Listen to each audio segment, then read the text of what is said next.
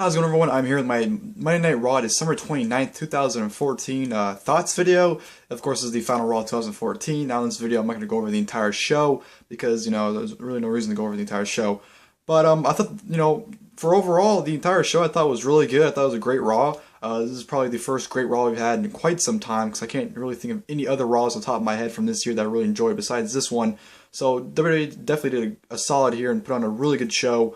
From top to bottom. I'm not saying every match in the card was great though. I mean, there's, a handful of matches I probably didn't care for and didn't really enjoy that much. But that's just the negatives. I'm just going to go over the positives, the things I did like during the show.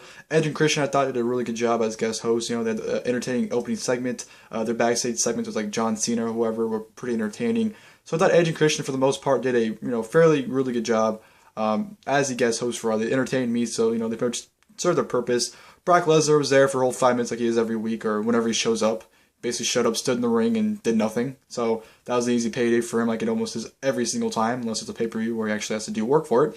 So I love Brock, but I mean, show up for 5 minutes on Raw, then leave. It's like, come on, man, come on. Tag team titles changed hands. I thought that was really stupid of them to put the tag team titles back on the Usos. Not saying the Usos don't deserve it, but I think Miz and Mizdow definitely should have a longer run as champions. They've only been tag team champions for a little over a month, so they didn't really get a real reign out of it. So I was a little disappointed by that.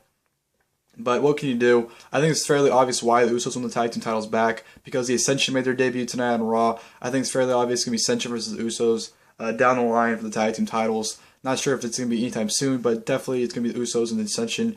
Pretty funny because the Ascension actually faced Miz and Mizdow in their debut match as well. So it's kind of funny that Usos beat Miz and Mizdow, and then the Ascension faced them later on and beat them. So that was kind of weird. Yeah, Ascension debuted, I guess with the Legion of Doom now all of a sudden. But hey, whatever works. I mean, I'm not the biggest fan of it right now, but, maybe it'll work down the line. I don't know. They did some shoot-type promos on Raw. They had Ryback come out and cut a heartfelt promo. If you listen to Talk is Jericho with him, he pretty much said everything he said on that, but in like 5 minutes. It was actually a really good promo. They showed footage of him on Tough Enough from 2004. They showed him as Skip Sheffield, and they mentioned Skip Sheffield too, from when he was in the Nexus. So they did a really good brief rundown of his career, and I think it was a good way to get people to like him again, because once they brought him back, I think he wasn't getting as over they'd like him. He was still over, but it's kind of hard for people to like him. But I think this was a good way to not get sympathy, but people understood his story, where he's coming from, and it's definitely a different side of him as well. So I think that was a really good way for people to start liking him again.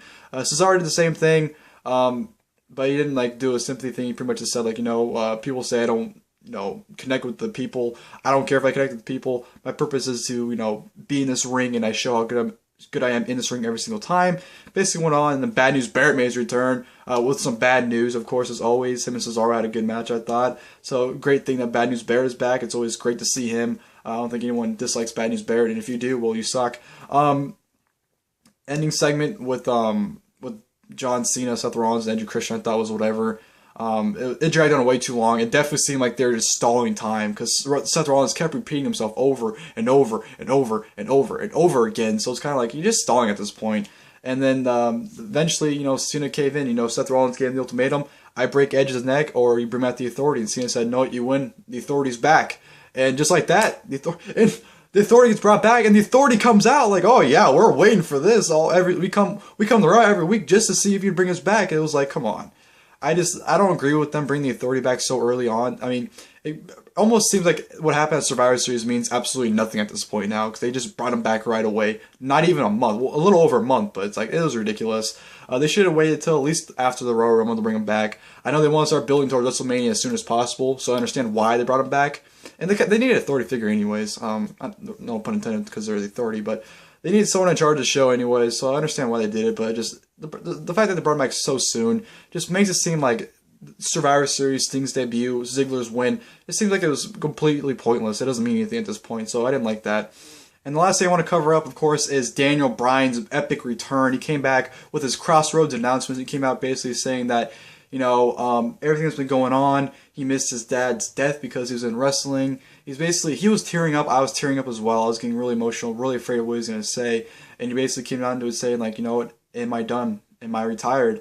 And he goes, no. I'm in the fucking Royal Rumble, bitch. And I'm going banana. Well, he didn't say those exact words, but, he said he's in the Rumble. I went crazy. I was yesing out of my bed. I was almost in tears because everyone knows I'm a Daniel Bryan mark. He's my favorite wrestler currently. So, you know, when he's in tears, it looks like he's going to announce his retirement. Of course, I'm going to cry as well.